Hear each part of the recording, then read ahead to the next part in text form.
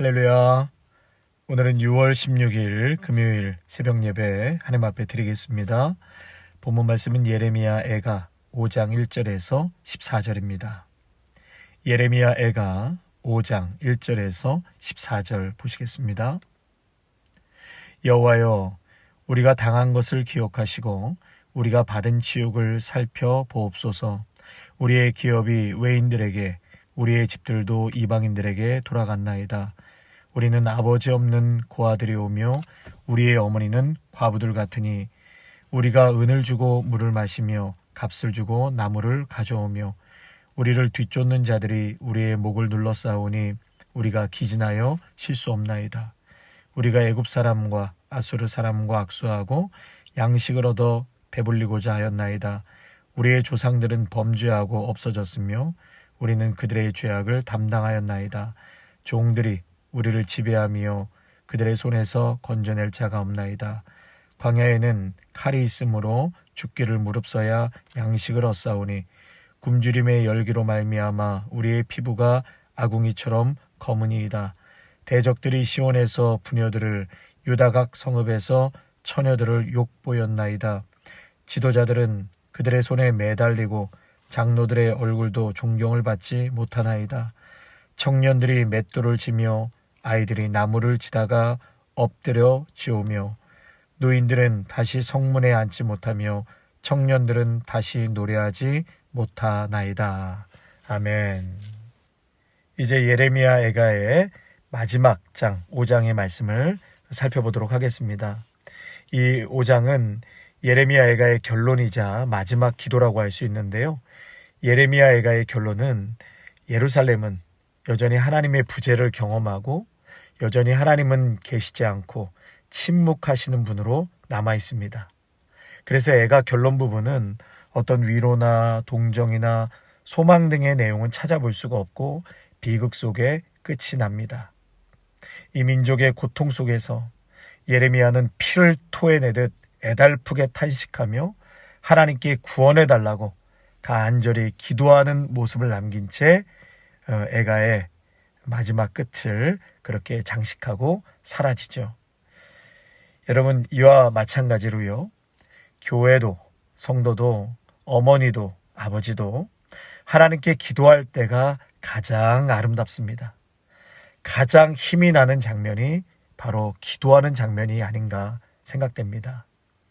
한국에 계신 저희 어머니도 비록 눈은 잘 안 보이시고 거동도 힘드시지만 아들을 위해서 또 목회를 위해서 매일 새벽마다 침대에 걸터 앉아 기도해 주신다는 이야기를 들을 때 그것이 저에게 얼마나 힘이 되고 또 위로가 되고 자신감을 주는지 모릅니다.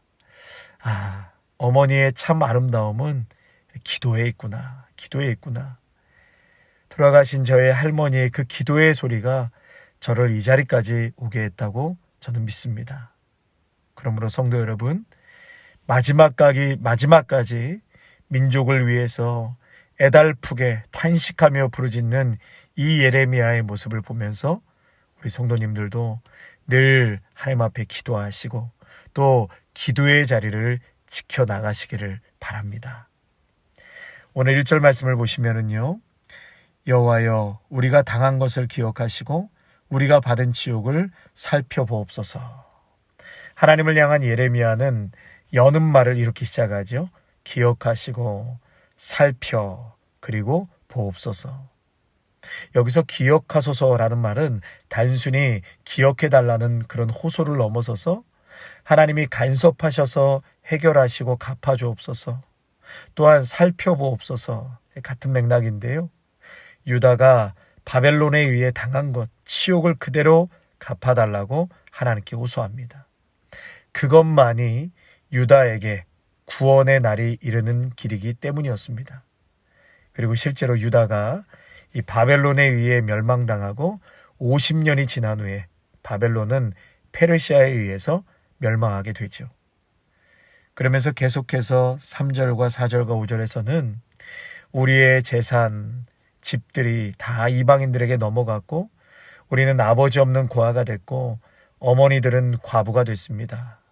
흔하던 물과 나무도 돈을 주고 사야만 합니다. 바벨론으로부터 수탈을 당하고 있습니다. 계속해서 6절과 10절의 말씀을 보시면 여호와를 버리고 이방을 따라간 결과 후손에게까지 죄의 대가가 이어졌다라는 것을 호소하고 있습니다. 과거 유다의 불신앙은 애굽과 아수르를 의지한 것이죠. 또한 이들은 배를 불리고 화려하고 부유함을 얻기 위해서 이방인과 손을 잡고 물질주의 인생관, 현세주의 세계관을 그대로 따라갔습니다. 악인들을 따라감으로써 주변국처럼 손쉽게 선진화하려고 했던 것이죠. 결국 조상들이 그렇게 하나님 앞에서 죄를 범하다가 죽었는데 우상 숭배의 죄는 없어지지 않고 후손에게 죄의 결과가 그대로 이어졌다라는 것을 예레미야는 탄식하며 고백하고 있습니다. 그렇기 때문에 성도 여러분, 나 때에 끊으려면, 우리 때에 끊으려면 다니엘처럼 이스라엘이 하나님 앞에 범한 모든 죄를 자신이 지은 죄처럼 애통해하며 기도하는 것입니다. 예레미야는 민족의 죄악과 고통의 짐을 마치 자신의 것처럼 짊어지고 애통하며 회개하였습니다. 그러므로 자신이 속한 가정과 교회와 나라와 민족의 죄를 회개하며 하나님께 구원을 간구하실 수 있는 중보자들이 다 되어지시기를 바랍니다. 계속해서 11절과 14절을 보시면 시온과, 그러니까 이스라엘이죠, 유다 각 성읍의 비참한 현실을 또 호소하고 있는 것입니다. 굶주림을 해결하기 위해서 뜨거운 태양 아래에서 피부가 아궁이처럼 검어지도록 일을 합니다. 예루살렘이 함락될 때 여인들이 겁탈을 당했습니다. 지도자들은 대적들 앞에서 목숨을 구걸해야 하고 젊은이와 아이들은 큰 돌덩이와 나무를 지고 옮기는 일을 해야 했습니다. 청년들은 노래하며 즐기는 자리를 빼앗겼습니다. 또 우리가 읽진 않았지만 15절에서 17절의 말씀을 보시면 마음의 기쁨이 그쳤고 춤이 애곡으로 변해버렸습니다. 머리에서 면류관이 떨어진 것은 우리의 범죄 때문입니다. 우리가 죄를 지었기 때문입니다. 마음의 활기가 다 사라지고 이것들 때문에 우리 눈이 어두워졌습니다. 그러면서 예레미야는 끝으로 20절과 22절에 이렇게 마무리를 합니다.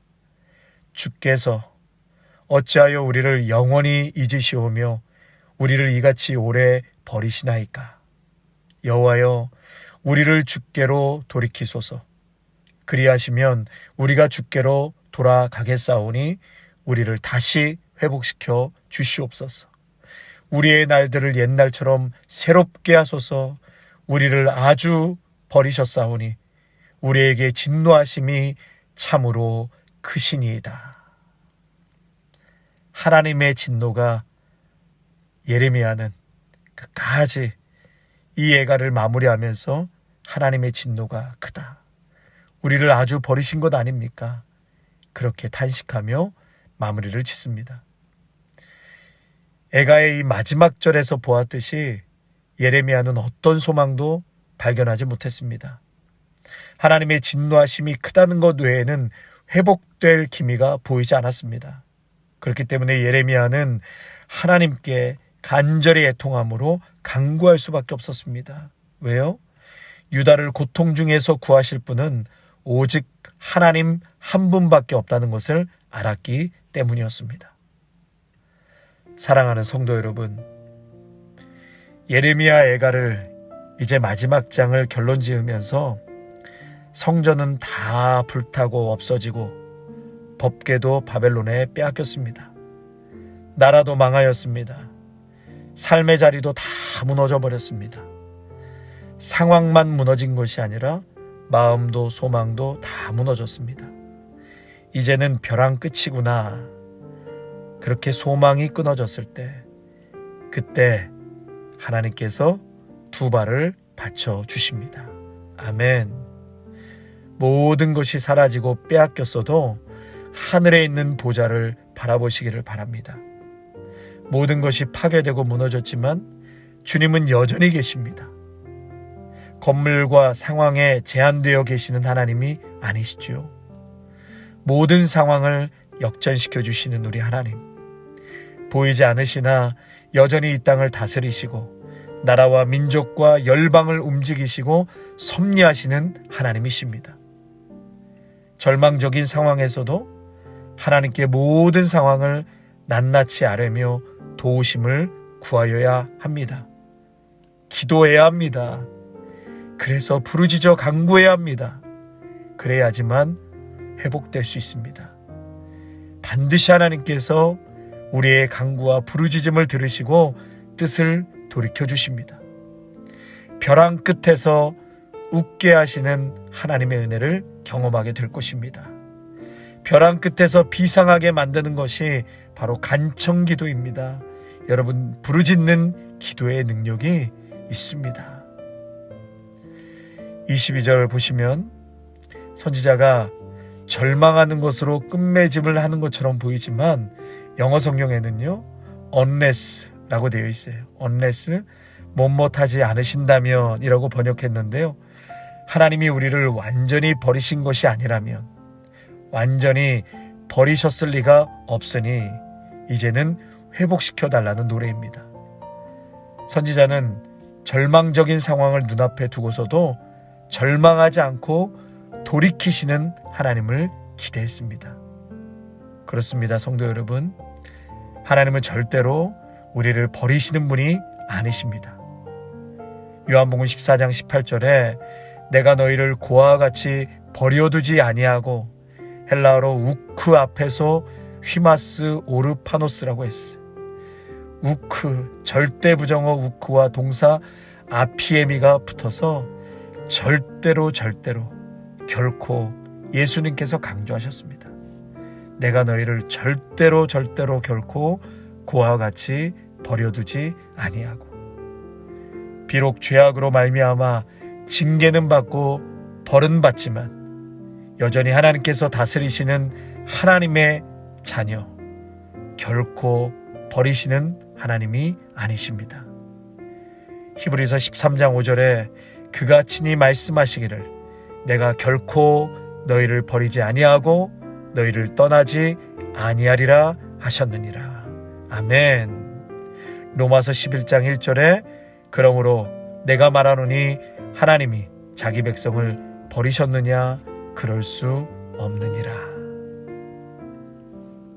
하나님 아버지, 벼랑 끝에서 웃게 하시는 하나님의 은혜를 경험하게 하옵소서. 벼랑 끝에서 비상하게 만드는 하나님의 반전을 누리게 하옵소서. 예레미야처럼 포기하지 않고 끝까지 주님께 소망을 두며 간절히 기도하게 하옵소서.